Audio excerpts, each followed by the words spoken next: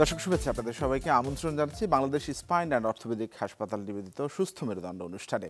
আমরা এই অনুষ্ঠানটিতে যে বিষয়গুলো আলোচনা করে থাকি তার মধ্যে আজকে আলোচনায় যে বিষয়টিকে আমরা প্রাধান্য দিয়েছি সেটি হচ্ছে যে এখন যেহেতু শীতকালে আমাদের নানান ধরনের ব্যথা হয়, বিভিন্ন উপসর্গ দেখা দেয়।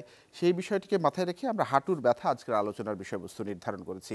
প্রতিবারের মতো এবারও আমাদের সঙ্গে আলোচনায় একজন বিজ্ঞ আলোচক উপস্থিত হয়েছেন। তিনি বাংলাদেশ স্পাইন অ্যান্ড অর্থোপেডিক হাসপাতালের চিফ কনসালটেন্ট অধ্যাপক ডক্টর শাহ আলম। স্যার, আপনাকে স্বাগত জানাচ্ছি। ধন্যবাদ। স্যার, শুরুতে যে বিষয়টি বলছিলেন যে এখন যেহেতু শীতকালে আমরা দেখি যে ব্যথার সংক্রমণটা বা প্রশমিত হয় কিনা, কি মনে হয় আপনার?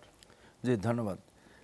না, শীতকালে কিন্তু শরীর বা জয়েন্টের যে কোনো ব্যথা একটু বেশি হয়ে থাকে নর্মালের চেয়ে। গরম সেক নিলে যেমন আমরা অনেক সময় খুব আরাম বোধ করি, জয়েন্ট বা মাসেলে যদি ব্যথা হয় আমরা কিন্তু গরম সেকে বেশি প্রিফার করি। বেশিরভাগ ক্ষেত্রেই গরম পরিবেশে শরীরটাকে একটু ভালো থাকে, কারণ আমাদের শরীরের ভিতরে যে টেম্পারেচার, এই টেম্পারেচার কিন্তু নর্মালি এমনি ওয়েদারের চেয়ে কিন্তু বেশি থাকে, কিন্তু আমরা ওইভাবে অনুভব করি না। কিন্তু বাইরের টেম্পারেচার যখন অনেক বেশি থাকে তখন ওইটাকে আমাদের মনে হয় অনেক বেশি, যে কারণে যেন সবসময় কিন্তু আমরা একটু হালকা গরম এরকম পরিস্থিতিতে জয়েন্ট মাসেল এগুলো ভালো থাকে। যেটা বলছিলেন যে শরীরের ব্যথা, হাঁটুর ব্যথা, আজকে আমাদের যে আলোচনার বিষয়টি যে হাঁটুর ব্যথা কি কারণে হয়, কেন হয়? হাঁটুর ব্যথা ধরেন বিভিন্ন বয়সে বিভিন্ন কারণে ব্যথা হয়, কিন্তু আমরা যদি এমনি জেনারেল ধরি, সাধারণত একটা বয়সের পরে হাঁটুতে অনেক সময় ব্যথা হয়, যেটা আমরা বলি বয়সজনিত ব্যথা। ওইটা ধরেন 40, 45, 50 বছর বয়সের পরে। আরেকটা ব্যথা হয় ইয়াং বয়সে, যেটা হলো সাধারণত খেলতে গিয়ে আঘাতজনিত। খেলা, একটা স্পোর্টস করতে গিয়ে, খেলাধুলা করতে গিয়ে যে আঘাতটা পায়। আমি নিজেও এই বিষয়ে আপনার কিন্তু শরণাপন্ন হয়েছিলাম। আমি গতবার ক্রিকেট খেলতে যে ব্যথা পেয়েছিলাম, আপনি আমার এই বিষয়ে গাইড না, সেটাই তো। এখন হলো যেটা হলো ক্রিকেট খেলতে গিয়ে, ফুটবল খেলতে গিয়ে যেটা যে আঘাতটা হয়, এটা কিন্তু সহসা মানে ভাঙে না। জয়েন্টের ভিতরে হাড়ের ছাড়া, হাড়গুলোকে যদি ধরে রাখে কতগুলো জিনিস থাকে, যেমন হলো ligament, anterior cruciate ligament, posterior cruciate ligament, meniscus. এগুলো আপনার জয়েন্টটাকে স্টেবল করা, মানে হাড়টা একটা লিমিট পর্যন্ত সামনে পিছনে যাওয়া, সাইডে একটু মুভমেন্ট, এগুলাকে কন্ট্রোল করে। সাথে হলো আমাদের মাসেল, যেটা পেশিগুলোকে আপনাকে সাহায্য করে। এখন খেলতে গিয়ে যেগুলো ইনজুরি হয় সেটা মোস্টলি হলো আমরা বলি যেমন ligament, collateral ligament, cruciate ligament, anterior cruciate ligament, posterior cruciate ligament. আর হলো দুই সাইডে থাকে মিডিয়াল এবং ল্যাটারাল কোল্যাটারাল লিগামেন্ট। এগুলো কিন্তু ধরেন বেশিরভাগ ক্ষেত্রে হইলো স্পোর্টসের জন্য হয়। আরেকটা যেটা হচ্ছে এমনি যে কোনো আঘাতের জন্য ইন অ্যান্ড অ্যারাউন্ড। অনেকে বলে যে তারা বসা অবস্থা থেকে হঠাৎ করে উঠতে গেলে ব্যথা পায়, বা ঠিক মতো একসাথে দাঁড়াতে পারে না, পাটা সোজা করতে পারে না। এটা হলো যে যেটা হলো আমাদের ধরেন বয়সের তো একটা চেঞ্জ হয়। বয়স হলে মানুষের যেমন দাড়ি পাকে, চুল পাকে, চোখে ছানি পড়ে, হাড় এবং জোড়ার পরিবর্তন হয়, চামড়াগুলো কুঁচকে যায়। এই যে জয়েন্টগুলোর যে চেঞ্জ, এটা কিন্তু বয়সের কারণের জন্য হয়। সেটা হয় কি, যে আমরা বলি অস্টিওআর্থ্রাইটিস। আচ্ছা, এটা হলো যে দুইটা হাড়ের যে এন্ড থাকে, মানে একদম যেখানে জয়েন্টটা ফর্ম করবে, এটা কিন্তু হাড় থাকে না, হাড়টাকে কাভার থাকে একটা কার্টিলেজ বলি আমরা। এই কার্টিলেজগুলো অনেকগুলো লেয়ারে থাকে এবং ইয়াং বয়সে এটা কিন্তু একটা স্ট্রেস নিতে পারে এবং এটা চেঞ্জ হয়। কিন্তু যখন বয়স হয়ে গেলে এটা আস্তে আস্তে গ্র্যাজুয়ালি চেঞ্জ হতে থাকে। সেটা কীরকম, প্রথমে যেমন অনেক থিক থাকে, মোটা থাকে, পানির পরিমাণটা বেশি থাকে, আস্তে আস্তে এটা শুকিয়ে যায়, ড্রাই হয়ে যায় এবং এটা শ্রিঙ্ক করে। শ্রিঙ্ক করলে জয়েন্টের স্পেসটা অনেক সময় কমে যায় এবং ঠিক এই যে কার্টিলেজ, তার নিচে যে বোনসগুলো আস্তে আস্তে চেঞ্জ হয়। তখন দেখা যাবে যে আমাদের হাড়টা যতটুকু পুরা পাটা যেমন সোজা থাকার কথা, আবার যতটুকু বাঁকা থাকার কথা, ততটুকু না থেকে হয়তো একটু উল্টা দিকে বাঁকা হয়ে গেছে। ইন অ্যাডিশন আমাদের মাসেলগুলো যেগুলো থাকে, এই মাসেলগুলো ধরেন ইয়াং বয়সে যতটা স্ট্রং থাকে, শক্তি নিয়ে আমাকে সোজা করে রাখছে, শক্তি দিয়ে বাঁকা করে রাখছে, এই দুর্বলতার কারণে, মাসেলের দুর্বলতা এরকম থাকার কথা, আস্তে উল্টা দিকে সে বাঁকা হয়ে গেল। তখন এটা আমরা বলি মেকানিক্যাল স্ট্রেস পড়ে। আমরা যখন হাঁটার মধ্যে পুরা শরীরের ভারটা, ওজনটা ধরেন অর্ধেক অর্ধেক ভাগ হয়ে যায়। সো একটা পা আরেকটা পা সমানভাবে ভাগ করে নেবে। এখন যদি দেখা যায় একটা পা কোনো কারণে ট্রমা ছিল, আঘাত ছিল, তার এই যে ব্যথার সময় যে হাঁটবে তাহলে কিন্তু ওই জয়েন্টটা বেশি ক্ষতিগ্রস্ত হয়। আচ্ছা, বেশি তখন প্রেসারটা তো আমরা আরেক পায়ে তখন বেশি দেই। এখন যেটা হলো আপনার ক্ষতিগ্রস্ত পা বা অসুস্থ পা, এইটাকে সেভ করার জন্য উল্টাটার মধ্যে আমরা বেশি স্ট্রেস দিচ্ছি, সে কিন্তু তখন আস্তে আস্তে দুর্বল হয়ে যায়। অনেকটা আমি যদি অন্যভাবে বলি, যখন আমরা একটা চেয়ারে বসা থাকি, যেটা পা থাকে, যেটা 4টা লেগ, এই যে পায়াগুলো ধরেন একটা দুর্বল, একটু উঁচু নিচু ইমব্যালেন্স হয়, তার কিন্তু বাকিগুলো ভালোগুলো কিন্তু ব্যবহার করতে করতে আপনার ড্যামেজ হয়ে যায়। ঠিক এক্স্যাক্টলি সেম, যখন আমাদের একটা পা এরকম ইনজুর্ড হবে বা অসুস্থ হবে বয়সের কারণের জন্য, তখন যদি এটাকে আমরা ঠিক প্রপার টাইমে প্রপারলি এটার আমরা কেয়ার না নিতে পারি, তার কিন্তু আস্তে আস্তে এটা তো ড্যামেজ হবেই এবং ক্রমান্বয়ে ভালোটার মধ্যে স্ট্রেস পড়বে। আচ্ছা, তা আমাদের ক্ষেত্রে যেটা দেখা যায় যে স্পোর্টস ইনজুরি যারা খেলাধুলা করবে, যদি আমরা আসি যে প্রথম অবস্থায় সে ধরেন খেলার মাঠে আসে খেলা কন্টিনিউ করতে পারে না, যদি আমরা বলি মেনিসকাস ইনজুরি বা এসিএল ইনজুরি এগুলো যদি হয়, কারণ সাথে সাথে জয়েন্টের ভিতরে আবার অনেক সময় রক্তক্ষয় হয়, ফুলে যায়। সো যখনই এসিএল ইনজুরি বা মেনিসকাস ইনজুরি হয়ে যায়, হিস্ট্রিটা এরকম দিবে, স্যার আমি তো খেলতে গেছিলাম, পরে আমি তো এরকম ব্যথা পেলাম, ব্যথা পাওয়ার পর আমি আর খেলতে পাই না, এবং সাথে সাথে পাটা আস্তে আস্তে ফুলতে থাকবে। এটা খুবই ইম্পর্টেন্ট একটা মানে ইতিহাস। ওরকম হলে ধরেন এই রোগীগুলা কিন্তু তখন হাঁটা চলা ভাঁজ করা খুব কষ্ট। এগুলোকে ধরেন আমরা ক্লিনিক্যালি দেখি। কি তাকে মানে হাসপাতালে যেতে হবে না? হাসপাতালে তো একটু যাওয়াই দরকার, কারণ যে প্রাথমিক চিকিৎসাটা খুব ইম্পর্টেন্ট। অনেকে বুঝতে পারে না, বলতে থাকবে যে তুমি খেলো, হাঁটো, জোর করে বসো, তুমি আবার খেলো, মালিশ করো, এগুলো কিন্তু আরো বেশি ড্যামেজিং। বা আইস আইস ঠিক আছে, আপনি আইস দিলেন, দুইটা জিনিস। যদি আপনার ট্রিটমেন্টে আসেন যায়, সবসময় তো ডাক্তারের কাছে যাওয়ার সুযোগ থাকে না, কিন্তু যদি ধরেন এরকম একটা ঘটনা ঘটার সাথে সাথে আপনার আইস খুব হেল্পফুল। প্রথম 24 ঘন্টা 48 ঘন্টা পর্যন্ত কিন্তু ঠান্ডা সে খুব ইফেক্টিভ। এই ঠান্ডা দিলে আমরা যেটা বললাম প্রদাহ, ইনফ্লামেশন, এটা প্রোগ্রেস করে না, এবং ধরেন এটার কাছে আস্তে সিঙ্ক করা, রক্তটা বেশি ক্ষয় না হওয়া, এটা অনেকটাই হেল্প করে হলো আপনার আইস। 24 ঘন্টা থেকে 48 ঘন্টা চলার পরে কিন্তু আবার আস্তে আস্তে গরম সেকটা বেশি কমফোর্টেবল এবং এটা হেল্পফুল। প্রাথমিক অবস্থায় ধরেন আইস দেওয়ার পরে সে যদি হাঁটাহাঁটি নাও করে, রেস্টে থাকে, খেলাধুলা করলো না, কোনো এক্সারসাইজ মালিশ টালিশ করলো না, তাহলে কিন্তু এটা যথেষ্ট হেল্পফুল। আচ্ছা, যদি কেউ যদি ভুলক্রমে ওই যে বললাম যে খেলতে থাকলো, হ্যাঁ হিলিং হয়ে যায়। প্রথম 2 সপ্তাহ 3 সপ্তাহ যদি আমরা কোনো ব্রেস দিয়ে সাপোর্ট দিয়ে রেস্ট দিতে পারি তো খুবই ভালো। যদি এটা নাও দেওয়া যায়, তার মানে কি অনেকটা এরকম স্যার, ব্যথা পেলে সাধারণত মানে ওই পাটাকে রেস্টে দিয়ে রাখাটাই ভালো।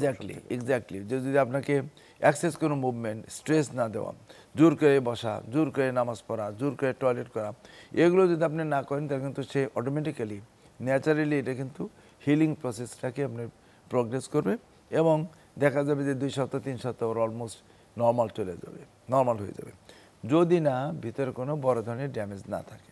যেমন একটা যেটা আমরা এসিএল ইনজুরি বলি, যেটা একদম ওই লিগামেন্ট একদম টিয়ার হয়ে গেছে, ড্যামেজ, 2টা টুকরো হয়ে গেল, তাহলে কিন্তু তার ফোলাটোলা কমে যাবে, সমস্যা হয় তখন। ভেঙে যাবার প্রবণতাটা দেখি আমরা বয়স্ক মানে 60 বা 70 মানুষের মধ্যে বেশি। হঠাৎ করে পড়েই বা কোনো অ্যাক্সিডেন্টালি হয়তো পড়ে গেল, বাথরুমে পড়ে গেল বা ফ্লোরে পড়ে গেল রুমের মধ্যেই, তখন ভেঙে যায়। আচ্ছা, এটা একটা বলি, যখন আপনি যদি 60-70 ইয়ার্স বলেন, বিশেষ করে মহিলাদের ক্ষেত্রে, সেখানে একটা আরেকটা রোগ থাকে, হাড়ের ক্ষয় রোগ, খুব ডেঞ্জারাস, আমরা কিন্তু উপর থেকে বুঝতে পারি না। এই ক্ষয় রোগগুলো ধরেন মহিলাদের একটু বেশি, ইদানিং ছেলেদেরও খুব বেশি হয়, আমরা বলি অস্টিওপোরোসিস। এই অস্টিওপোরোসিসের জন্য কিন্তু কোনো তেমন আঘাতের প্রয়োজন হয় না, আসলে হাড় নিজে নিজেই ভেঙে যায়, ভেঙে যাওয়ার পরে পড়ে যায়, এবং যে আপনি বললেন বাথরুমে একটু বেকায়দা, একটু ধরেন হুচুট খেলো বা একটা স্লিপারি কাউন্টারে ঝাঁকি লাগলো, আপনার হলো ভেঙে গেলো। আসলে হাড়ই ভঙ্গুর অবস্থা, হাড় ভেঙে যাওয়ার মতো একটা অবস্থা ছিল, সামান্য একটু এদিক সেদিক ইমব্যালেন্স হয়েছে, লোড শেয়ারিং করতে পারে নাই, এই লোড বেয়ার করতে গিয়ে ভেঙে গেল, ব্যাপারটা এরকম আসলে ভেঙে গিয়েই পড়ে যায়। তো ওইটা হলো আপনার অস্টিওপোরোসিস বা ক্ষয় রোগের জন্য। আমরা একটু বিস্তারিত আলোচনায় নিশ্চয়ই যাব, আর একবার আপনার কাছ থেকে এই বিষয়টি নিয়ে বিস্তারিত জানবো, তবে একটা বিরতির সময় হয়েছে। দর্শক, আপনারা দেখছেন বাংলাদেশ স্পাইন অ্যান্ড অর্থোপেডিক হাসপাতাল নিবেদিত সুস্থ মেরুদণ্ড অনুষ্ঠান। একটা বিরতি নিয়ে ফিরে আসছে একটু পরেই, সঙ্গেই থাকুন।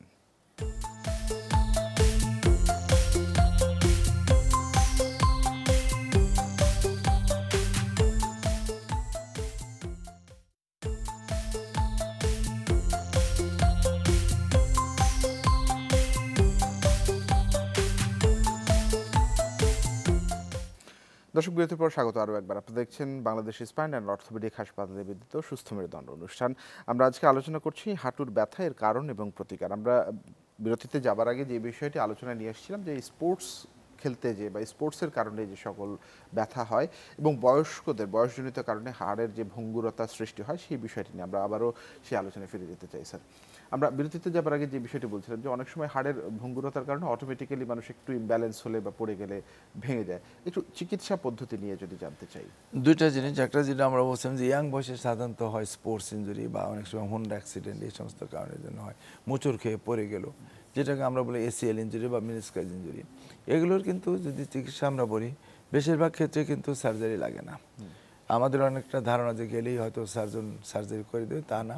অনেক ক্ষেত্রে এটা আমরা যেটা বলি কনজারভেটিভ ট্রিটমেন্ট, কিছু ব্যায়াম, থেরাপি, কিছু নিষেধাজ্ঞা, এবং এটা সারা জীবনের জন্য না, একটা পার্টিকুলার টাইম পর্যন্ত যদি এই নিষেধাজ্ঞা, এই ব্যায়ামগুলো করে, তাহলে ধরেন শতকরা 80-90% লোক কিন্তু চলাফেরা করতে পারে। যদি না কেউ ধরেন স্পোর্টস করতেই হবে, তাকে খেলতেই হবে, এবং সেক্ষেত্রে যদি আমরা দেখা 2-3টা জিনিস আমরা দেখি, যে সে হাঁটতে গেলেই তার কষ্ট, উঁচু নিচু জায়গায় সে হাঁটতেই পারে না, সিঁড়িতে ওঠানামা করতে গেলে তার অনেক কষ্ট, এবং একটু জোরে হাঁটতে গেলে মানে পাটা ছুটে যাবে। এইরকম অবস্থা যদি হয়, ক্লিনিক্যালে আমরা দেখে কিছু পদ্ধতি আছে যেটা দেখলে আমরা বুঝতে পারি যে হাড়ের মুভমেন্টগুলো অ্যাক্সেস হয়ে যাচ্ছে, এবং আমরা কনফার্ম করি সাধারণত এক্স-রে এবং ফাইনালি এমআরআই করে যদি দেখা যায় যে এসিএল মানে অ্যান্টিরিয়র ক্রুশিয়াল লিগামেন্ট টোটালি একদম মানে দুইটা ভাগ হয়ে গেছে, তার কিন্তু ওই ক্ষেত্রে আমরা সার্জারি করি। এবং এটা আপনি জেনে খুশি হবেন যে খুব ভালো সার্জারি, এগুলো না কেটে এগুলো করা যায় আর্থোস্কোপিক্যালি, জাস্ট ছিদ্র করে, দুইটা ছিদ্র করেই এই সার্জারি করে ফেলা যায়, এবং অপারেশন করলে 5 দিন থেকে রুগী হাঁটবে, চলবে, এবং উইদিন 3 to 6 উইক্সের মধ্যে কিন্তু আস্তে আস্তে একদম নর্মাল চলে আসে, এবং ধরেন 6 মাসের মধ্যে অলমোস্ট গিয়ে তারা আবার সেই স্পোর্টস করতে পারে। এটা হলো স্যার আরেকটা বিষয় মানুষের মধ্যে অনেক বেশি দেখা যায় যে এই যে আমাদের হাঁটুর মধ্যে যে এই অংশটুকু অনেক সময় সরে যায় ডান পাশে বা বাম পাশে। দুটো জিনিস, যেটা একটা এর সাথে যেটা আছে যে বয়সজনিত যে আপনার ব্যথা হয়, এই বয়সের কারণের জন্য কিন্তু পাটা আস্তে আস্তে নর্মাল কিন্তু আমাদের পাটা একটু বাইরের দিকে বাঁকা, মানে হাঁটুর থেকে পাটা একটু এরকম বাইরের দিকে বাঁকা থাকে নর্মালি, এটা দিয়ে আমরা স্টেবল। কিন্তু যখন এরকম অস্টো আর্থ্রাইটিস বয়সজনিত বাত হবে, এরকম আস্তে আস্তে উল্টা রিভার্স হয়ে যায়, পাটা তখন বাঁকা হয়ে যায়। এখন এরকম বাঁকা যখন হয়, তখন আপনার যে মনে হবে যেন যেটা আমরা সামনে যেটা বাটি বলি প্যাটেলা, এটা একদিকে সরে যাচ্ছে, এরকম মনে হয়। আরেকটা ছিল যে জন্মগতভাবে অনেক সময় এই বাটি দূরে থাকে, আঘাতজনিত কারণে দূরে থাকে, আবার কিছুটা ছিল আপনার মাসেলের ইমব্যালেন্স, কিছু রোগ আছে যেমন পোলিওমাইলাইটিস, কোনো নিউরোমাস্কুলার ডিসঅর্ডার, যদি মাসেলের কোনো ইমব্যালেন্স থাকে, তাহলে কিন্তু দেখা যাবে যে তার এটা সরে যায়, সেটা অন্য ইস্যু। আর যেটা আমরা বলছিলাম যে বয়সজনিত কারণে যে পরিবর্তন হয় অস্টিও আর্থ্রাইটিস, এইটার চিকিৎসাটা কি, এটারও কিন্তু আপনি জেনে খুশি হবেন 70-80% কিন্তু আপনার কোনো সার্জারি লাগে না। এটাও কিছু নিয়ম, যারা ওয়েট বেশি থাকে ওয়েট কমানো, যারা জোর করে হাঁটু ভাঁজ করে মানে বুঝতে পারে না বসবে, ওগুলোকে একটু অ্যাভয়েড করা। আর এটার জন্য খুব সুন্দর পার্টিকুলার ব্যায়াম আছে, এই ব্যায়ামগুলো করলে কিন্তু চলাফেরা করতে পারে। অস্টিও আর্থ্রাইটিস আছে মানে হলেই যে তাকে সার্জারি করতে হয় তা না। তবে একটা স্টেজে আছে যে ধরেন এক্সট্রিম, মানে এক্সট্রিম বলতে আমরা বলতে যে স্টেজ 3-4, সে একদম স্টেপই দিতে পারে না, আপনার একটা রুম থেকে বা বেডরুম থেকে সে বাথরুমে যাইতে পারে না, অন্য হাঁটাহাঁটি তো দূরের কথা, কোনো সোশ্যাল ওয়ার্ক করা একদমই সম্ভব না, সেই ক্ষেত্রে সার্জারি। এবং আপনি জেনে খুশি হবেন বাংলাদেশে কিন্তু এই নি জয়েন্ট রিপ্লেসমেন্ট এখন খুব অ্যাভেলেবল। যেমন আমাদের সেন্টারে আমাদের প্রতি মাসেই কিন্তু আমাদের অনেকগুলো নি সার্জারি আমরা করে থাকি, আমি করি, আমাদের সাথে আরও সার্জন আছে। আমাদের ধরেন আমাদের হসপিটাল একটা নি সেন্টার আলাদা, মানে স্পেশালিস্ট হিসাবে স্পেশালাইজড মানে উইং হিসাবে আমাদের ওখানে কাজ করা হয়, যেটা রিপ্লেসমেন্ট, আর্থোস্কোপি, আর্থোপ্লাস্টি, এটার জন্য। অন্যান্য জয়েন্ট যে হিপ জয়েন্ট আমাদের অহরহ, আমাদের বছরে কয়েকশো ধরেন আমাদের এই হিপ জয়েন্ট রিপ্লেসমেন্ট হয়। নি জয়েন্ট রোগী আপনাদের সাধারণত বেশি, সাধারণত ধরেন হিপ রিপ্লেসমেন্টগুলো আর নি রিপ্লেসমেন্ট একটু বয়সজনিত, ধরেন 60 পরে সাধারণত হয়, যেটা বয়সের কারণে। অনেক ক্ষেত্রে ধরেন ইয়াংদের হয়, কিছু কিছু রোগ আছে, ধরেন হয়তো যে আমরা যেটা বলি যে কোটির হাড়, fracture neck of the femur হয়ে গেছে, কিন্তু এটা ট্রিটমেন্টটা সঠিক হয় না, কারণ এখানে ভেঙে গেলে অনেক ক্ষেত্রেই 40-50% ক্ষেত্রে অনেক সময় জোড়া লাগে না, ফেলিওর হয়, তখন ওই বাটিটা ফেলে দিয়ে কৃত্রিম বাটি লাগাইতে হয়। আরেকটা আছে যে ছোটোবেলায় তার এই বাটিটা আপনার রক্ত শূন্যতা হিসাবে আমরা বলি এভিএন, পার্থিস ডিজিজ, এগুলোর কারণে অনেক সময় আঘাতজনিত কারণে এই যে ফিমোরাল হেডটা মেটালের হয়, মেটাল, এটা কস্টলি মেটাল, এবং এই মেটালগুলোর জন্য রিপ্লেসমেন্ট করা যায়। এবং এটা এটা হলো মানে শরীরে দীর্ঘদিন থাকলে কোনো থেকে সমস্যা যাবে। হবে? ধরেন এখন তো ধরেন এক সময় ছিল একটা রেঞ্জ বলতো 5 বছর থেকে 30 বছর, এখন যারা আছে মোর দেন 30 বছর, এবং এটা খুব কস্টলি। ধরেন হলো আমরা মেটালিক অ্যালয় আমরা বলি, যেটা হলো টাইটেনিয়াম, দেন হলো এখন হলো সিরামিক, অনেক মানে research work is going on, এবং অ্যাজ এ রেজাল্ট হয়েছে যে আপনি অনেক দামি দামি মেটাল দ্বারা এগুলো তো নিশ্চয়ই খুব বেশি ব্যয়বহুল।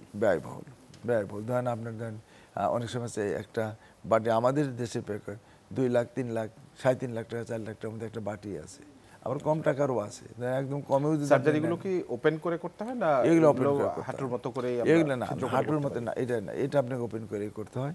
আর্থোপ্লাস্টি যখনই করতে হয় এটা ওপেন করেই করতে হয়। এবং মজার জিনিস হলো কি যে ধরেন আমরা যখন নি জয়েন্ট বলেন, হিপ জয়েন্ট বলেন, এই আর্থোপ্লাস্টি কিন্তু করলে পরের দিন থেকে রোগী হাঁটতে পারে। যে আমরা রোগীটা শুরুতে আলোচনায় যে বিষয়টি আপনার কথায় শুনছিলাম যে অনেক সময় যে আমাদের হাঁটুর এখানে আপনি বলছিলেন যে জেলটা শুকিয়ে আসে, এটা এখন তরুণদের মধ্যে মানে 40 ঊর্ধ্ব মানুষের ক্ষেত্রেও দেখা যাচ্ছে বা আপনারা পাচ্ছেন এরকম।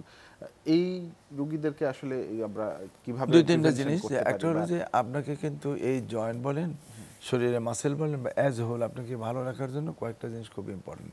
যদি আমরা এই জয়েন্টে চিন্তা করি, এই জয়েন্টের জন্য কিন্তু পার্টিকুলার কতগুলো ব্যায়াম আছে, এক্সারসাইজ। যারা রেগুলার এক্সারসাইজ করে, খাবার দাবার পরিমিত খাবেন, খুব বেশি ফ্যাটি ডায়েট খাবেন না, এবং ওয়েটটাকে গেইন করবেন না, তারা কিন্তু ধরে নিল মানে এই জয়েন্টগুলো সহজে কিন্তু ব্যথা হয় না। নট দ্যাট 40-50 বছর বয়স হলেই সবার ব্যথা হবে তা না। অনেক দেখবেন গ্রামে যান 50-60-70-80-90 বছর হাঁটাহাঁটি করতেছে, বাজারে যাচ্ছে, ফাইন, কোনো সমস্যা নেই। তার কারণটা কি? তার কারণ রেগুলার তার একটা হাঁটাহাঁটির মধ্যে আপনার থাকে, ন্যাচারাল ওয়েতে ক্যালসিয়াম কনজিউম করাটাও। হ্যাঁ, এইটা একটা। আরেকটা হলো যে ধরেন আমরা ফ্রেশ খাবার অনেক সময় খেতে পারি না, শহরে থাকি, অনেক কিছু খাচ্ছে দামি কিন্তু ফ্রেশ না, আমাদের ফিজিক্যাল অ্যাক্টিভিটি নাই, আমাদের সানলাইট নাই, এটা খুব ইম্পর্টেন্ট। আমরা দুধ আমরা খাই না। এই যে যারা ধরেন গ্রামে থাকেন তারা ধরেন পরিমিত সানলাইট পাচ্ছেন, সূর্যের আলো পাচ্ছেন, ফ্রেশ খাবার দাবার খাচ্ছেন, ছোটো মাছ খুব হেল্পফুল। তাহলে এই যে জিনিসগুলো যেখানে ভিটামিন ডি, ক্যালসিয়াম অ্যাভেলেবেল পাওয়া যাচ্ছে, ফ্যাটি ডায়েট কম খাচ্ছে, স্মোকিং খুব ডেঞ্জারাস। স্মোকিং এবং মদ্যপান এই দুইটা জিনিস যারা করেন না বা রেগুলার একটা এক্সারসাইজের মতো থাকেন, তাদের কিন্তু জয়েন্ট বলেন, মাসেল বলেন, আমরা তাদের কিন্তু ভালো থাকবে। এই যে জেলের কথা বলছেন, এর শুকিয়ে যাওয়া, এর কিন্তু টেন্ডেন্সি কম থাকবে। যত বেশি ফিজিক্যাল অ্যাক্টিভিটি হবে, জয়েন্টগুলো অ্যাক্টিভ থাকবে, এবং ওখানে কিন্তু আপনার রক্ত চলাচল যদি বেশি ভালো থাকে, তাহলে ওই যদি বলেন শুকিয়ে যাওয়া, এর প্রবণতাটা কমবে। ইন এডিশন এমনি নরমাল মাসেল অ্যাক্টিভিটিস যত বাড়বে, মাসেলের ওই ইয়েটাও তত ভালো আপনার যত বেশি আপনি মোবিলিটি থাকবে, মোবাইল, ফিজিক্যাল অ্যাক্টিভিটি বেশি, মাসেলের অ্যাক্টিভিটি বেশি, তাদের কিন্তু জয়েন্ট বলেন, মাসেল বলেন ভালো থাকবে। আর ইদানিংকালে কিন্তু ধরেন চেঞ্জ তো হবেই। এই যে চেঞ্জটাকে কমানোর জন্য অনেক রিসার্চের এখন কিন্তু রিসার্চ মলিকুল ড্রাগস কিন্তু পাওয়া যায়, এবং এই ড্রাগস কিন্তু বাংলাদেশে অ্যাভেলেবল, যেগুলোকে আপনার এই জয়েন্টগুলোকে ভালো রাখা, জয়েন্টের ফ্লুইডগুলোকে ভালো রাখা, এরা কিন্তু পাওয়া যায়। এর সাথে ধরেন এক্সারসাইজের সাথে আমরা একটা জিনিস, অনেক সময় আমরা আর্টিফিশিয়াল জেলের মতো আছে, এগুলো কিন্তু আমরা জয়েন্টে দিই। যে আমার প্রশ্নটা পরবর্তী প্রশ্নটা এটাই ছিল। এই আর্টিফিশিয়াল মানে এখন তো চিকিৎসা বিজ্ঞান অনেক আধুনিক হলো, আর্টিফিশিয়াল জেলের ইম্পোজটা আমরা কিভাবে করি? আচ্ছা, ইম্পোজ এরও একটা লেভেল আছে যে যেমন কোন স্টেজে গিয়ে এটা ভালো কাজ করবে। কিন্তু ইদানিং দেখা যায় যে কিছু কিছু আপনার রিসার্চ ড্রাগস আর্টিফিশিয়াল জিনিস দিয়ে দিলে ধরেন এই চেঞ্জটা হবে, ধরেন হয়তো যেটা 5 বছরে তো 10 বছর বা 15 বছর হবে। এই একটা জিনিস আছে। আরেকটা জিনিস আছে যেটা একদম খুব লেটেস্ট, যেটা আমরা বলি পিআরপি এবং স্টেম সেল থেরাপি। এই স্টেম সেল থেরাপি যেটা, এটা কিন্তু আপনার শরীর আমার শরীর থেকেই ব্লাড নিয়ে আমাদের একটা মেশিন আছে, ওই মেশিনে এটা সেপারেট করে যে উপাদানটা আমার এই জয়েন্টটাকে ভালো রাখবে, ওই যে আপনি বলেন জেল শুকিয়ে যাওয়া, আমরা প্লাজমা যেভাবে আলাদা করি, এক্স্যাক্টলি ওই জিনিসটা কিন্তু সেপারেট করে আমরা আবার জয়েন্টে দিয়ে দিই। Is very effective. জি, অনেক ধন্যবাদ স্যার আপনার মূল্যবান বক্তব্য তুলে ধরবার জন্য এবং সময় দেওয়ার জন্য। দর্শক, আমরা আলোচনা করছিলাম আজকে হাঁটুর ব্যথা, এর কারণ এবং এর প্রতিকার নিয়ে। আজকে আমাদের আলোচক হিসেবে ছিলেন বাংলাদেশ স্পাইন অ্যান্ড অর্থোপেডিক হাসপাতালের চিফ কনসালটেন্ট অধ্যাপক ডক্টর শাহ আলম। আমরা চেষ্টা করেছি এর আদ্যপান্ত বিষয়গুলো তুলে ধরবার জন্য। আপনার সঙ্গে থাকায় অনেক ধন্যবাদ।